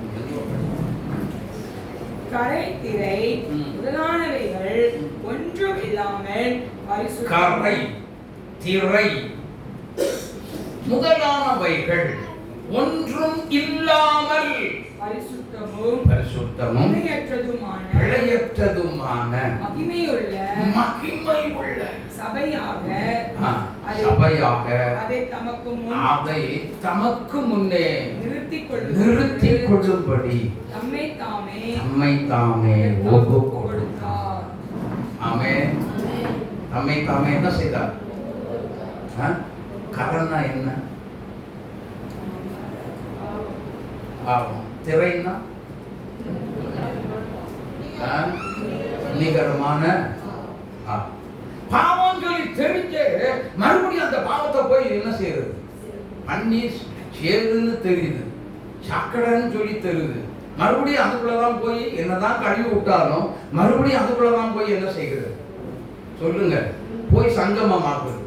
அந்த மாதிரி ஒரு கிறிஸ்தவன் இருக்கக்கூடாது. ஆமென். கிறிஸ்தவங்க தேவ பிள்ளைங்க என்னுடைய நடக்கையிலும் பேச்சிலும் பார்வையிலும் கேட்கிறதிலும் ஆக்ஷன் செய்கிறதிலையும் தாழ்மை உள்ளவர்களால் இருக்க வேண்டும். எல்லா காரியத்திலும் தாழ்மை உள்ளவர்களால் நம்ம செயல்பட ஆரம்பிச்சாங்க. இவங்க யாரு? உண்மையான ஏசப்பா பிள்ளை அப்படின்னு சொல்லிடுவாங்க. ஹல்லேலூயா, ஹல்லேலூயா. உண்மையான ஏசப்பா பிள்ளை இவங்க தான். யா வாராம்பா பகட்டா உடுத்திக்கிட்டு என்ன திமுற நெஞ்ச நிறுத்திட்டு பெரிய சண்டிகர் மாதிரி போறாப்பா சொல்லி சொல்லக்கூடாது. நாமே அந்த பொல்லாத ஒரு வார்த்தை என்ன செய்யக்கூடாது? இன்னும் ஒரு பொல்லாத பயன், இவன் ஒரு பொல்லாத பயன். நம்ம காலம் சென்ற ஐயா டிஜிஎஸ் ஐயா ஒரு வார்த்தை சொன்னார். ஒரு பிரசங்கத்தில் ஒரு பிசாசை துரத்துறதுக்கு ஐயாட்ட கொண்டு வந்தாங்க. கொண்டு வந்த பொழுது பிசாசை துரத்துனாங்க. துரத்தும் பொழுது அது வாங்கி திறந்து ஐயாட்ட பேசிச்சாங்க. ஐயா, 25 வருஷமா நான் குடியிருக்கிறேன் சார். இவனை விட்டு துரத்துனீங்கன்னா நான் எங்க போவேன்? இவனை ஒரு பொருளாத பயம் அப்படின்னு. யாரு? சாஸ்திரம் எப்படி சொல்றான் பாரு. இவன் ஒரு பொருளாத பயம், என்ன துரத்தாதீங்க, நான் இவனுக்குள்ளே இருந்துக்கிறேன். இயேசுவும் மனதுருக்கம் உள்ளவர்களாக இருங்கன்னு சொல்லி அவர் சொல்றார். நானும் மனது உருகி நீ அங்கே இருந்துக்கப்பா அப்படின்னு சொல்லி விட்டுட்டேன். அவர் அழகா தெளிவா சொன்னார். யோசித்து பாருங்க, இவன் போய் என்ன செய்வான்? மறுபடியும் போய் இவனை நீங்க பிசாசை துரத்தி விட்டீங்கன்னா, அது சொல்லிச்சாங்க, என்னை துரத்தி விட்டுட்டீங்கன்னா மறுபடியும் போய் வீட்டுக்குள்ள போய் பிரச்சனை பண்ணுவான், பொண்டாட்டி பிள்ளைகளை பிடிச்சி அடிப்பான், உதைப்பான். இவன் ஒரு பொல்லாத பயங்க, விட்டுருங்க, நான் இவனை நான் பார்த்துக்கிறேன். யோசித்து பாருங்க, கொஞ்சம் சிந்திச்சு பாருங்க. வேண்டாம், மனவாட்டியே வேண்டவே கெட்டு போன காரியம் எனக்கு வேண்டாம். அப்படித்தானா? இந்த கெட்டு போன காரியத்தை நல்லதா மாத்துறது தான் என் இயேசு சிலுவையிலே தன்னை தியாக பலியாக ஒப்புக்கொண்டார். அல்லேலூயா. ரத்தம் சிந்தினார். மனவாட்டியாய் இருக்கிற திருச்சபையை, கெட்டு போய் இருக்கிறதான திருச்சபையை, பாவத்திலும் அக்கிரமத்திலும் சாபத்திலும் மரண கட்டிலும் விழுந்து கிடக்கிற திருச்சபையை மீட்பதற்காகத்தான் என் இயேசு ரத்தம் சிந்தினார். இதற்காகவே என் உயிரை நான் தியாகம் செய்துதான் என் மனவாட்டியாக இருக்கிற திருச்சபையை நான் மீட்டெடுத்தேன் சொல்லுகிறார். அல்லேலூயா, அல்லேலூயா. அப்படி இருக்கும் பொழுது நாம என்ன செய்யணும் தெரியுமா? செப்பனியா 2ஆம் அதிகாரம் 3வது வசனத்தை வாசிங்க. அவர் செய்துட்டார். மீகா 2:3. மன்னிக்கணும். செப்பனியா 2ஆம் அதிகாரம் 3வது வசனம். தேசத்தில் உள்ள எல்லா உண்மையானவர்களே, கர்த்தருடைய நியாயத்தை நடப்பிக்கிறவர்களே, அவரை தேடுங்கள், நீதியை தேடுங்கள், மனத்தாழ்மையை தேடுங்கள். அப்பொழுது ஒருவேளை கர்த்தருடைய கோபத்தின் நாளிலே மறைக்கப்படுவீர்கள். அல்லேலூயா. ஹலோ, எதுக்கு இப்ப மனத்தாழ்மையா இருக்க சொல்லி சொல்றாரு? கர்த்தருடைய கோபத்தின் நாளில் நீங்களும் நானும் தப்பித்துக் கொள்வதற்காகவே திருச்சபைக்கு கர்த்தர் எச்சரிக்கிறார். ஹலோ, திருச்சபைக்கு கர்த்தர் என்ன செய்றார்? வான் பண்றார். விட்டு கொடுக்க ஆயத்தமா? விட்டு கொடுக்க ஆயத்தமா? உங்களெல்லாம் ஒப்பு கொடுக்க, என்ன தாழ்த்தி வெறுமையா தாழ்த்துறேன்னா தாழ்த்துறேன் சொல்றதுக்கு இல்லை. கேரக்டர் விட்டு கொடுக்க, பொல்லாத கேரக்டர், கெட்டு போன கேரக்டர் எல்லாத்தையும் விட்டு கொடுக்க நான் ஆயத்தப்படுகிறேன் அப்படின்னு சொல்றது எத்தனை பேர்? எத்தனை பேர் உங்களை ஒப்பு கண்டிப்பா ஒப்பு கொடுத்தாதான் நீங்க பரலோகத்துக்கு போக முடியும். கடைசிய காலம் தொனிக்கும் பொழுது மறுரூபம் ஆக்கப்பட முடியும், இல்லாவிட்டால் இல்ல. ஆமென், ஆமென். அப்ப எல்லாருமே நான் இன்னைக்கு அந்த ஜெமா செப்பனியா 2:3 மறுபடியும் படிங்க.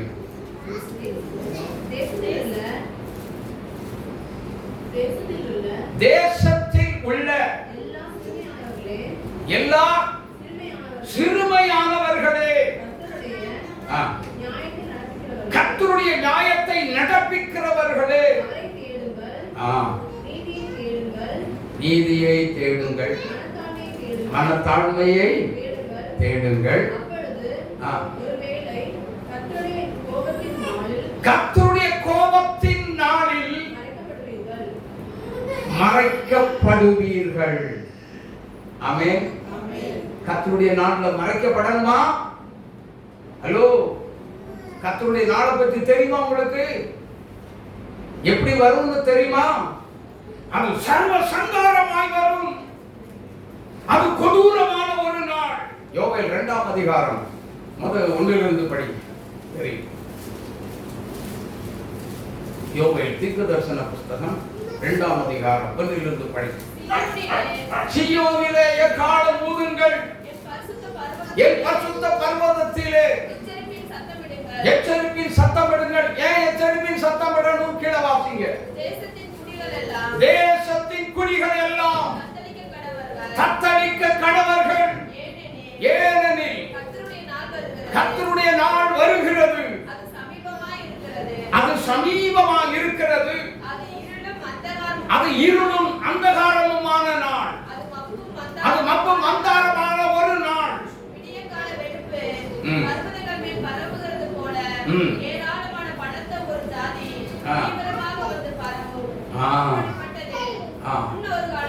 முன்னொரு காலத்தில் அப்படிப்பட்டவைகள் நடந்தது இல்லை. இனி தலைமுறை தலைமுறையாக வரும் வருஷங்களிலும் உண்டாவதும் இல்லை. ஹல்லேலூயா, ஹல்லேலூயா. ஜனங்கள் தேசம் தத்தளிக்க கடவது. தேசத்தின் ஜனங்கள் தத்தளிக்க போறாங்க கர்த்தருடைய நாள். ஆமென். கர்த்தருடைய நாள் அவ்வளவு ஒரு கொடூரமாய் வரப்போகிறது. கர்த்தருடைய நாளை சகிக்கிறவன் யார்? மோசமான ஒரு நாள் வரப்போகுது. அது ஒரு பயங்கரமாய் சர்வ சங்காரமான ஒரு நாள். அலிகியா சொல்றார், என்ன சொல்லுகிறார்? அது ஒப்பையும் என்ன செய்யும்? தெளிவா சொல்றாரு, அழகா சொல்ற. 4ஆம் அதிகாரம் 1 படி தெரியும். இதோ சூளையை போல ஒரு எரிகிற ஒரு நாள் வருகிறது. நல்லா புரிஞ்சுக்கோங்க.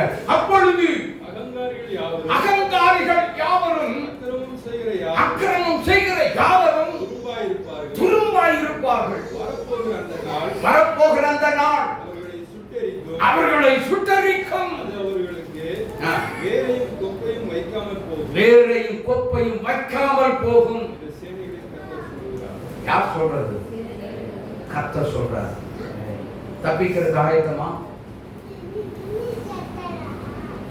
கர்த்தருடைய நாள் எப்படி இருக்கும்? ஆகவே திருச்சபையே, மனவாட்டியே, தேவ சமூகத்தில் ஒன்ன நீ என்ன செய்? என்ன செய்? ஆழ்த்தி ஒப்புக்கொடு. ஆமென். எனக்கு இந்த கேரக்டர் எனக்கு தயவு செய்து என்னால் விடணும்னு நினைக்கிறேன். ஆனால் என்னால் என்ன செய்ய முடியல, விட முடியல. தயவு செய்து எனக்கு உதவி செய்யுங்க. எல்லாம் வாயை திறந்து போராட போறோம். சரியா? கேட்கலாமா? மீதியை நம்ம சாயங்காலம் கேட்கலாம்னு நினைக்கிறேன். சாயங்கால செய்தி இதனுடைய தொடர்ச்சியை தான் நம்ம கேட்போம். யாரும் விட்டுறாதீங்க. ஹல்லேலூயா, ஹல்லேலூயா. எல்லாரும் எழுந்து, எல்லாரும் எழுந்து, எல்லாருமே எழுந்திருக்கணும். இன்னைக்கு கர்த்தர் ஒரு விசேஷித்த ஒரு நாள். ஐயோ செய்து முடியாதவங்க உட்கார்ந்துக்கலாம். ஹல்லேலூயா. எனக்கு இந்த கோபம், எரிச்சல் இதெல்லாம் எனக்குள்ள வேண்டாம். கெட்டு போன குணாதிசயமே எனக்கு வேண்டாம். இயேசுவே, கெட்டு போன ஆகாரத்தை நாங்களே விரும்ப மாட்டோம், தூக்கி தூரம் வீசுவோம். அது மாதிரி கெட்டு போன குணாதிசயங்கள் எனக்குள்ள வேண்டாம். இயேசுவே, முதல்ல நான் சொல்லி ஜோம் ஜனங்களுடைய இருதயங்களுக்கு தகுந்தவாறு பேசுங்க, பேசுங்க, பேசுங்க அப்படின்னு சொல்லி ஜெபித்தது முன்ன கர்த்தர் பேசி இருக்கிறார். கர்த்தர் பேசி இருக்கிறார். ஹல்லேலூயா, ஹல்லேலூயா. ஜெபம் பண்ணுங்க. வாயை திறந்து ஆண்டவரை சொல்லுங்க, ஏசப்பாட்ட சொல்லுங்க. இல்லை, வாயை திறந்து ஜெபம் பண்ணுங்க. ஜெபிங்க, ஜெபிங்க, ஜெபிக்கிறத தான் கேட்கணும். நல்லா பேசினார், தெளிவாக தான் பேசினார். தெளிவு இல்லாமல் ஒன்றும் பேசல. நல்ல நீட்டாக அழகாக பேசியிருக்கிறார். ஏன் தாழ்மைப்படணும், எதெல்லாம் விடணும், மனவாட்டி எப்படி இருக்கக்கூடாது அப்படிங்கிறது தெளிவுபடுத்தி அழகாக பேசியிருக்கிறார். அதை ஒப்பு கொடுப்பாங்க. உன்னை தாழ்த்தி பெருமையா மொட்டையா தாழ்த்துறேன்னு சொல்லாதீங்க. ஏதோ உங்களை பெருமைப்படுத்துகிறதோ அந்த காரியத்தை ஒப்பு கொடுங்க. ஒப்பு கொடுத்து ஜெபம் பண்ணுங்க. ஆயத்தரம் இந்த விஷயத்துல நான் என்னை ஒப்பு கொடுத்து ஜெபிக்கிறேன் அப்படின்னு சொல்லி ஜெபம் பண்ணுங்க. பார்க்கணும், ஜெபம் பண்ணுங்க, பார்க்கணும். ஜெபிங்க, ஜெபிங்க, ஜெபிங்க. விடாதீங்க, விடாதீங்க. சத்தத்தை உயர்த்தி ஏசப்பா, ஏசப்பா,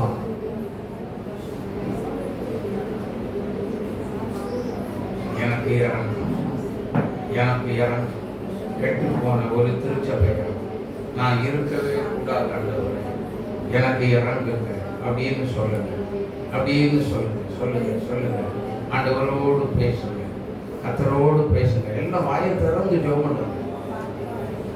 ஆண்டவர்கிட்ட பேசுறதுக்கு என்ன? கர்த்தரோடு உறவு கொள்றதுக்கு என்னென்ன வழியெல்லாம் கர்த்தர் சொல்லி கொடுத்துருக்காங்க. அந்த உறவு வழிமுறைகள் என் ஜனங்களும் தங்களை தாழ்த்தி கொல்லாத வழியை விட்டுறாங்க அப்படின்னு தான் சொல்லி கொடுத்தார். உங்களுக்கு அழகா டீச் பண்ணி கொடுத்தார். தங்களை தாழ்த்தி என் முகத்தை தேடி கொல்லாத வழியை விட்டுட்டு என் முகத்தை தேடுதான் நான் உங்களுடைய தேசத்துக்கு சேமத்தை கொடுப்பேன்னு சொன்னாங்க. சொல்லுங்க, இப்ப சொல்லுங்க, இப்ப சொல்லுங்க. ஆண்டவரோடு பேசுங்க, ஆண்டவரோடு பேசுங்க. கர்த்தர் நம் மத்தியிலே வந்திருக்கிறார். நம்முடைய ராஜா நம் மத்தியிலே வந்திருக்கிறார். என்னை அர்ப்பணிக்கிறேன். இதுவரைக்கும் நல்ல கவனிங்க. இதுவரைக்கும் எத்தனையோ பிரசங்கத்தை கேட்டேன். கர்த்தர் பேசி இருந்தோம், அவருடைய வார்த்தைக்கு நான் கீழ்ப்படியல. எனக்கு இறங்கும் இயேசுவே, ஆண்டவரை எனக்கு இறங்கி இந்த ஒரு காரியத்தில் ஒரு விடுதலை தரணும் அப்படின்னு சொல்லி பலமுறை என்னை அர்ப்பணித்தேன். ஆனால் இன்னைக்கு என்னால பலமா கர்த்தர் என்னோடு பேசி இருக்கிறார், என் கூட பேசி இருக்கிறார். அவருக்கு என்னுடைய வாழ்க்கையெல்லாம் முழுவதும் அர்ப்பணிக்கிறேன் அப்படின்னு சொல்றவங்க தயவுசெய்து கரங்களை உயர்த்துங்க. தயவுசெய்து நல்ல கரங்களை உயர்த்துங்க. நிறைய பேர் இருக்கீங்க, நேயர்கள், எல்லாருமே, ஒரு சிலரை தவிர மீது எல்லாருமே கர்த்தர் தெளிவாக அழகாக பேசி இருக்கிறார். ஒப்பு கொடுங்க, ஒப்பு கொடுங்க, ஒப்பு கொடுங்க. நல்ல கரங்களை உயர்த்தி, ஆண்டவரே உங்களுக்காக நான் ஜெபிக்க போகிறேன். ஏசப்பா, நல்ல கரங்களை உயர்த்தி தேவ சமூகத்தில் என்னை அர்ப்பணிக்கிறேன் என்று சொன்ன தேவ பிள்ளைகள், திருச்சபையாதி பிள்ளைகளாகி உங்க பிள்ளைகளை உங்க கரத்துல தருகிறோம், உங்க கரத்துல தருகிறோம். ஒப்பு கொடுத்து ஜெபிக்கிறோம், ஒப்பு கொடுத்து ஜெபிக்கிறோம். நீங்க உருவாக்கி ஆண்டவரே, இது என்னால முடியும், ஒரு மனுஷனா இருக்க என்னால முடியும். பேசினதே ஒரு மனுஷன் இல்லை, நீங்க தான் பேசியிருக்கீங்க. தயவு செய்து இந்த ஜனங்களுக்காக நான் பரிதவிக்கிறேன், மன்றாடுகிறேன். என் தேவனாகி ஆண்டவரே, இந்த பிள்ளைகளுக்கு நீர் மனம் இறங்கும், மனம் இறங்கும் ஐயா. கண்ணீர் விட்டு கதறி அழுவிட்ட சொல்லலாமா? சில காரியங்களை என்னால் விட முடியல, எனக்கு இறங்கும் என்று நான் கதறி அழுவோம். விட முடியணும் அப்படின்னு நினைக்கிறேன், என்னால முடியல, என்னால முடியல இயேசுப்பா. வீட்டுக்குள்ள நான் கோபப்பட்டு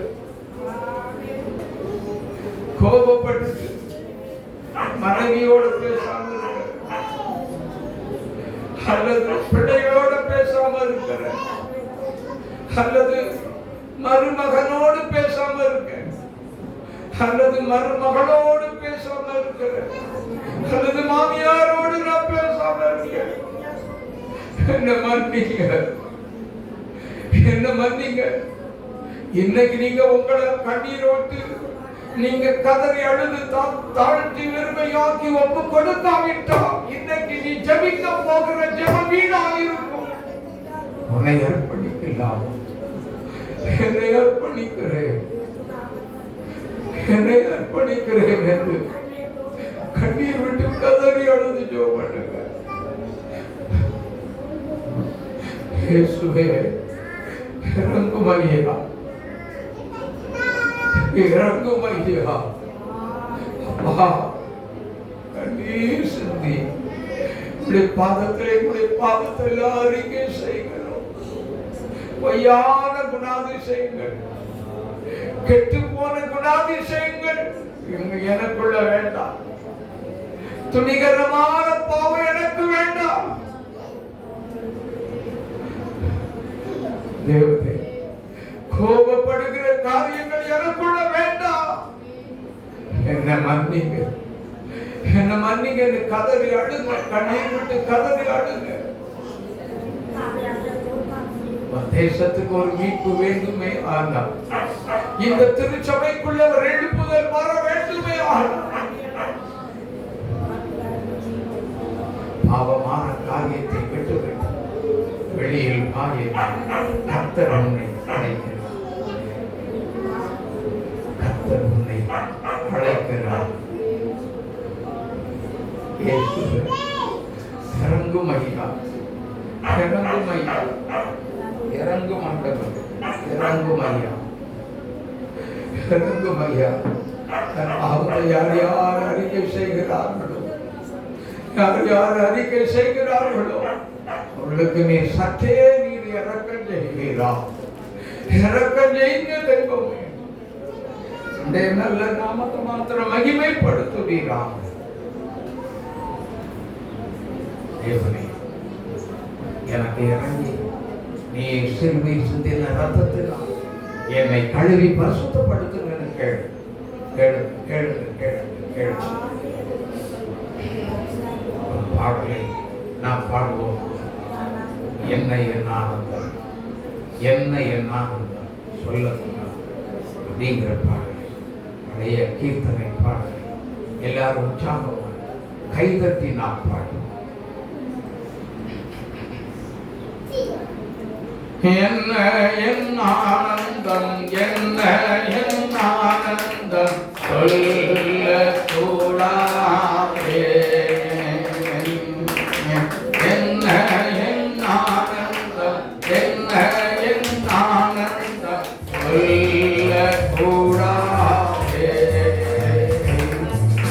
மன்னன் கேரிக்கும் என் பாவத்தை எல்லாம் மன்னித்து விட்டாரே. மன்னன் கேரிக்கும்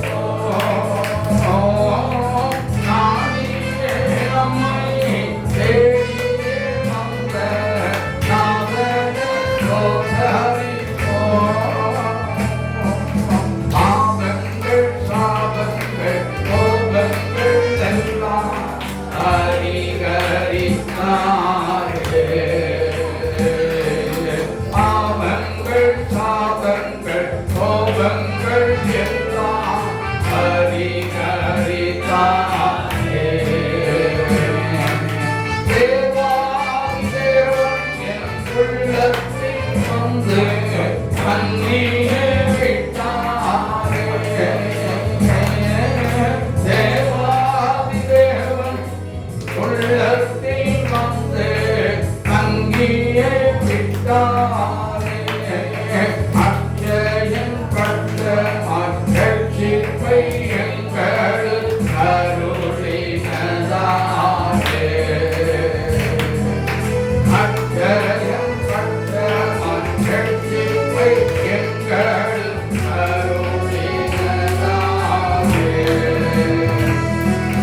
நிச்சயம் சுவாமியை பற்றியே சாட்சி பகர வேண்டியவரே. நிச்சயம் சுவாமியை பற்றியே பகர வேண்டியவரே. வெண்ணி பொன்மூடி சாத்தியம் வேண்டி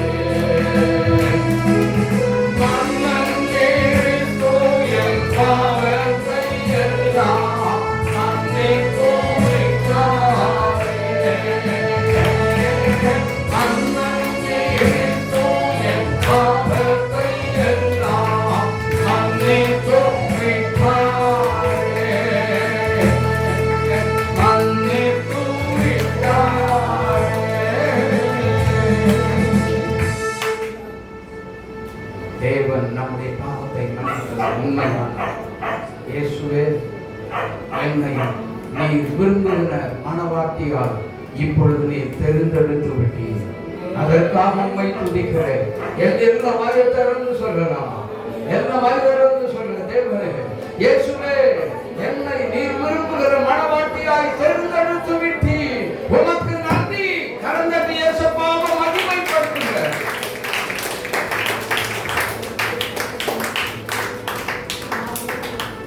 ஜெபிக்கலாமா? நல்லா இயேசுவின் நாமத்தில் நல்ல வார்த்தைகளை தந்தீங்க, உமக்கு நன்றி. இந்த பிள்ளைகள் எல்லாத்தையும் ஆசீர்வதித்த கேட்டுக்கொண்ட வார்த்தைகளை ஆசீர்வதிக்கும்படியாக ஜெபிக்கிறோம். கர்த்தர் நீர் மகிமைப்படுவீராக. இயேசுவின் நாமத்தில் பிதாவே. ஆமென், ஆமென், ஆமென்.